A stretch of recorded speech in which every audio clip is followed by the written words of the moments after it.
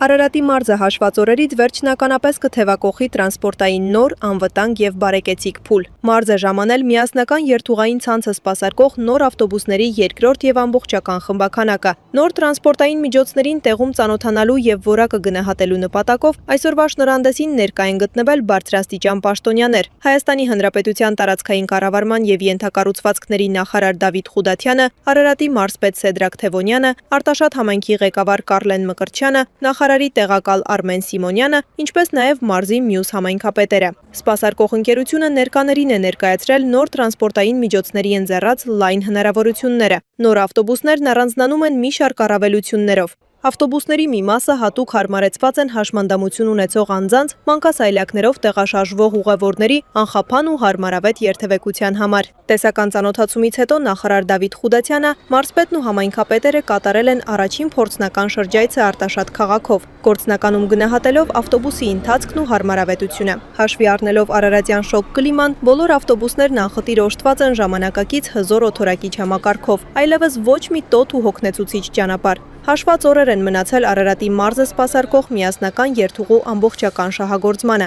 Այս մասշտաբային ծրագրի գլխավոր և անկյունաքարային ձեռքբերումն այն է, որ Արարատի մարզի բոլոր բնակավայրերն անխտիր ընդգրկված են լինելու այս ցանցում, հեռավոր գյուղերից մինչև քաղաքային կենտրոններ։ Քաղաքացիները կսպասարկվեն ամբողջապես նոր, հուսալի և հստակ գրաֆիկով աշխատող ավտոբուսներով։